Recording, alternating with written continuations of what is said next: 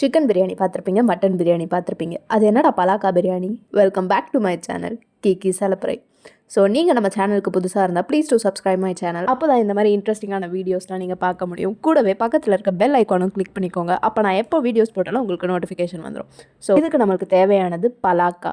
இதை மலையாளத்தில் இடிச்சக்கான்னு சொல்லுவாங்க. பலாப்பழம் கிடையாதுங்க, பலாக்கா. இதை க்ளீன் பண்ணுறது தான் இருக்கிறதுலே டஃபஸ்ட் ப்ராசஸாக இருக்கும். அதுக்கான ஒரு சின்ன டிப்பு தான், நீங்கள் கட் பண்ணும்போது அந்த நைஃப்பில் தேங்காய் எண்ணெயோ இல்லை வேறு ஏதாவது ஆயில் தடவிட்டு இந்த மாதிரி கட் பண்ணிங்கன்னா உங்களுக்கு அதில் ஒட்டாமல் இருக்கும். ப்ளஸ் கட் பண்ணதுக்கப்புறம் அதில் வர கம் எல்லாமே ஒரு பேப்பர் வச்சு தொடச்சி எடுத்துருங்க. பலாக்காவோட அவுட்டர் பார்ட்லாம் கட் பண்ணதுக்கப்புறம் இந்த மாதிரி சின்ன சின்னதாக டைஸ் பண்ணி வச்சுக்கோங்க. உங்களுக்கு எந்த சைஸில் தேவையோ அதுக்கேற்ற மாதிரி நீங்கள் கட் பண்ணிவிட்டு தண்ணியில் போட்டு வச்சுருங்க உடனே, இல்லைனா கருத்துடும். ட்ரஸ்ட் மீ, இது வெஜிடேரியன்ஸ்க்கு ஒரு பெஸ்ட் ஆல்டர்னேட்டிவாக இருக்கும். அப்படியே சிக்கன் டேஸ்ட் நம்மளுக்கு கொடுக்கும்.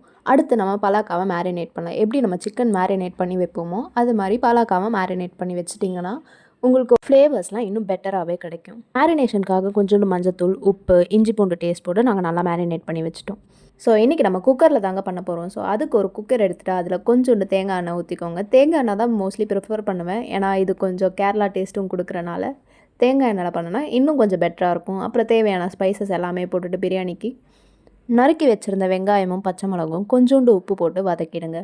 வெங்காயம் நல்லா வதங்கினதுக்கப்புறம் கூடவே இஞ்சி பூண்டு பேஸ்ட்டை ஆட் பண்ணிக்கோங்க. இஞ்சி பூண்டு பேஸ்ட்டோட பச்சை வாசனை போகிற வரைக்கும் நல்லா வதக்கிட்டு கூடவே நம்ம நறுக்கி வச்சுருந்த தக்காளியை போட்டுட்டு காரத்துக்கு ஏற்ற மாதிரி மிளகாத்தூள், கரம் மசாலா, கூடவே நம்ம எடுத்து வச்சுருந்த லெமன் ஜூஸும் ஆட் பண்ணிக்கோங்க. இது எல்லாமே நல்லா மிக்ஸ் ஆனதுக்கப்புறம் கொஞ்சோண்டு தண்ணி ஊற்றிட்டு குக்கர் மூடி வச்சுட்டு மூடிடுங்க. ஸோ தட் இது எல்லாமே நம்மளுக்கு சீக்கிரமாகவே கொதிச்சு வந்துடும். இது நல்லா கொதிச்சு வந்ததுக்கப்புறம் நம்ம எடுத்து வச்சுருந்தோம் இல்லையா அரிசி, அதை போட்டுருங்க. நாங்கள் வந்துட்டு நார்மலான ரைஸ் தான் யூஸ் பண்ணோம். நீங்கள் பாஸ்மதி ரைஸ் கூட ஆட் பண்ணலாம், அது இன்னும் ஃப்ளேவர்ஃபுல்லாக இருக்கும். ப்ளஸ் அப்படியே பிரியாணியை ரெப்ளிகேட் பண்ணுற மாதிரியே குக்கர் மூடி போட்டுட்டு ஒரு 3 விசில் வந்ததுமே ஆஃப் பண்ணிடுங்க. அவ்வளோதான், நம்ம சூப்பரான சக்க பிரியாணி, அதாவது பலாக்கா பிரியாணி ரெடி. பார்க்குறதுக்கு அப்படியே சிக்கன் பிரியாணி மாதிரியே இருக்குது. கூடவே பலாக்கா 65 பண்ணியிருந்தோம். அதை அடுத்த வீடியோவில் பார்க்கலாம். Until then, it's bye from Kiki.